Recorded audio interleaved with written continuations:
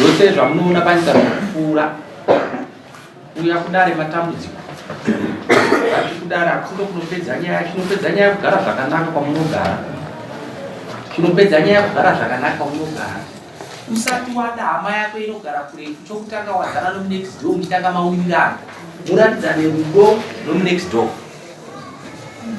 Next door ndiye anoita kutumira upenyu hwakanaka pamusoro penyika. Paunorwara nematambudziko ndiye anozoudza hama yako kuti nenge anorwara. Saka ngatiitei zvakanaka pamusoro penyika, tsika dzakanaka patafura yacho. Ipenya yacho. June. Takagara pakazere. Tafazwa akabandi. Akati pai munhu akuchita mwana asiwana. Ndakanza. Ndakati uta ini. Ndakati mwana wacho ndi aswa. Ndakati chena iri mwana wangu.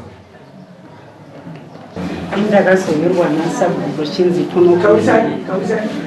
Pamusoro indakazoirwa ndakazoirwa nasabhuku chinzi kuno kune nyaya ndiri kudiwa nemi. Yes.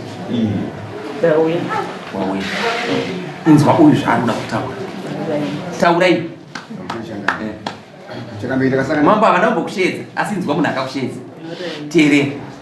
Chakamira sana ni dambudziko kufama.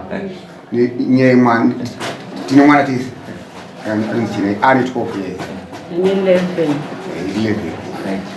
11. Uyu titagara mashops akati mwana ndi wake.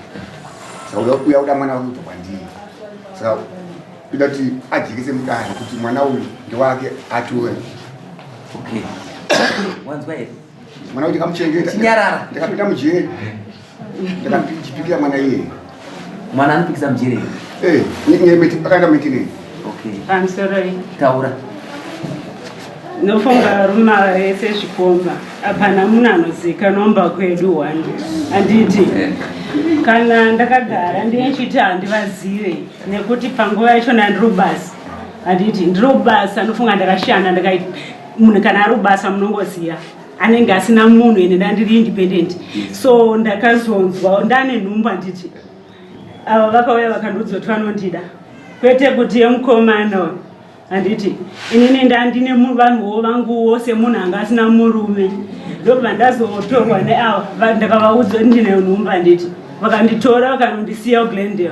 Vanondisiya kuGlendale unofunga ndikaita mwana. Ndobva ndadzoka kunoku ndakamusunungukira kwaChidembo. Ndamusunungukira kwaChidembo ndobva ndadzokera. Ndobva vanonditsveta kuGlendale vasisauye vandisiya ikoko. Ndobva ndadzoka kunokumva ndanovaklemera maintenance. Maintenance yanga iri yekunyatsa kuti takawirirana kuti ivo vachandichengeta. Nhasi unoondudza kuti havachandida vakundiklemera mwana.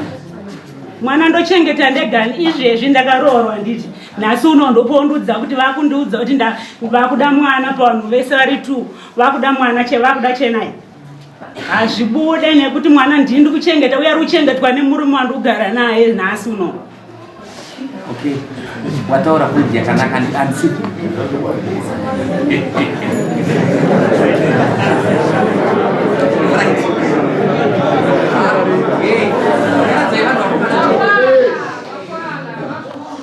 Mwana ndiwani? Ndewangu. Hana baba. Senemu ndeyavo noti takatorisa tese ndegara tese. Vakanonditsvea ndito nandine nhumbu. Vakanondisiya kuGlendale.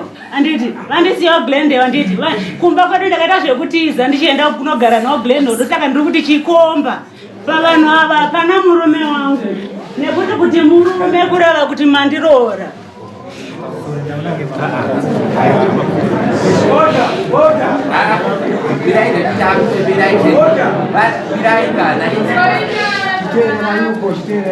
ndati uyu paaka kuti handide kutsvagira pokugara anga akupaka nemimba ndaenda nayo dhara iwe mirai nditsvaga $20 kwaura iwe kumbidza ndikutaura newe kumbidza chop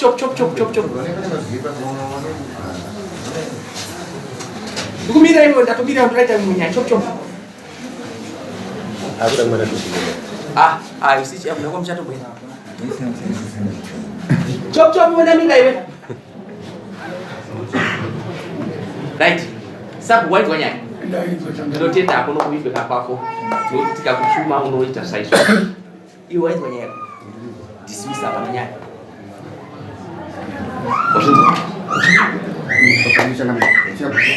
ndakachengeta mwana ndakabhadhira mintini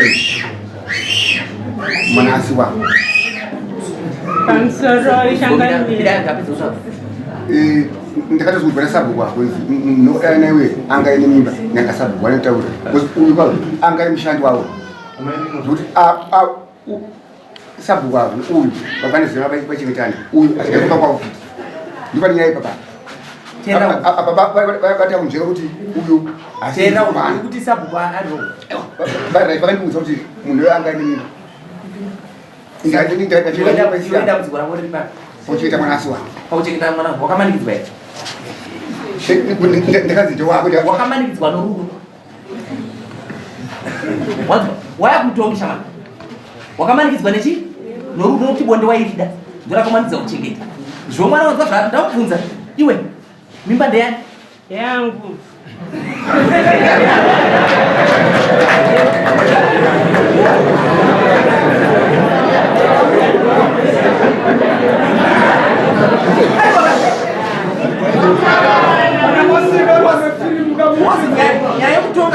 yekutaura nachi ndikakutaura zvisizvo unoenda kutaura zvisizvo iwe unoti mambo variwo sabhuku ari raita anoguhwa raka kuti but waichengeta munhu uda kukuti waida rudo wazvidzwa kana usina kugutsikana nazvo otherwise unokombanzeta kuchengeta but still waichengeta because wakabvisirwa sende noni airara newe chete pasina chinhu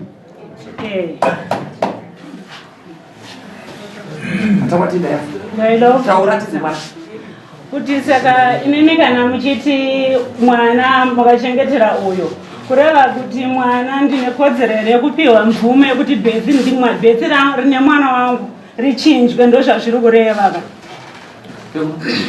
wabuda dishe nawo wangazobuda mudari mavo ngosaita peni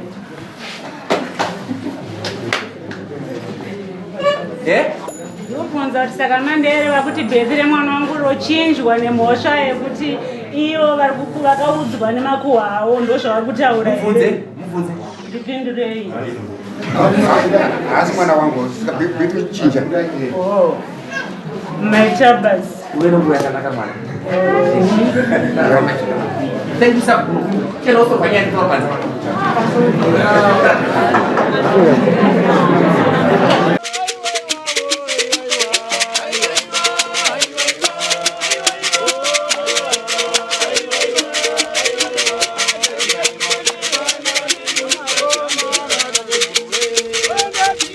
Kure